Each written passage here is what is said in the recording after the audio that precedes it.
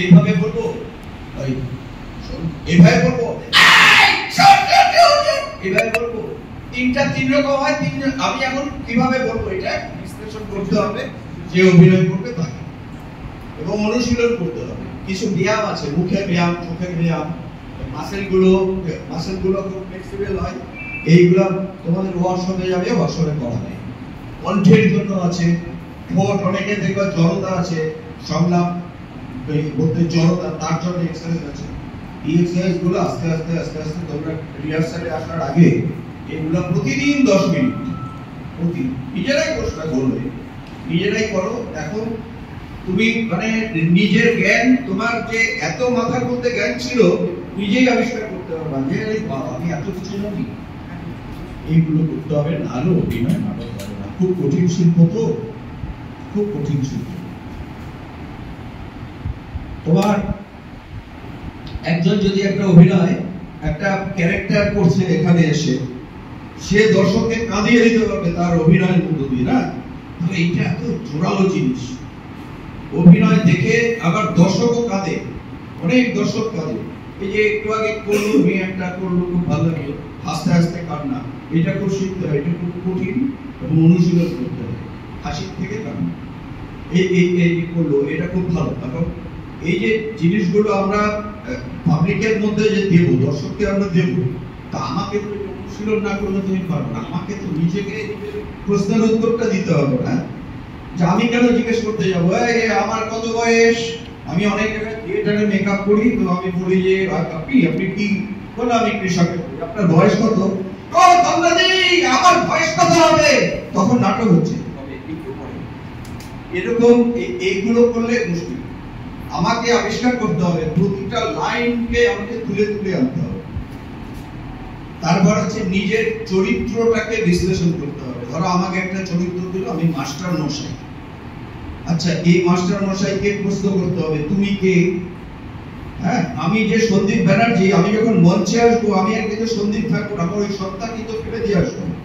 আমাকে অনুধাবন করতে হবে এবং আত্মস্থ করতে হবে যে আমি মাস্টার মশাই, আমার বয়স এত, আমার এরকম হাঁটি, আমার এই শিক্ষা, আমার এই জ্ঞান, আমি এইগুলো এই সাবজেক্ট পড়াই। করতে করতে করতে করতে আমাকে ওইটাই হতে হবে, তাহলেই অভিনয় জীবন্ত হবে। মেকানিক্যাল অভিনয় কোনোদিন করবা না, কাউকে দেখে নকল। প্রত্যেকের মধ্যে একটা আলাদা আলাদা, কিন্তু হ্যাঁ, প্রত্যেকের মধ্যে আলাদা আলাদা, প্রত্যেকের কিন্তু নিজস্ব কিছু থাকে, সেটাকে দিতে হবে। আমি কেন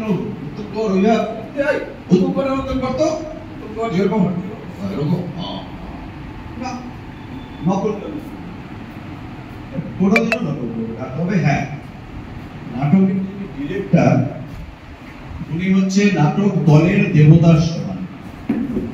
নাটকের ডিরেক্টর যখন একটা বই পড়বে, তার মানুষ চোখের মধ্যে না, সে মঞ্চের মধ্যে দেখতে পাবে, কিন্তু এখানে যাচ্ছে ও বিশ্লেষণ করবে। আচ্ছা, এই যে চরিত্র, এখানে এই আলোটা মারবো, এই আলো মারবো, এই করবো, ওই করবো, মানে এতগুলা জিনিস ডিরেক্টর মাথার মধ্যে রাখে। সেই জন্যই তো ডিরেক্টর, তাই না?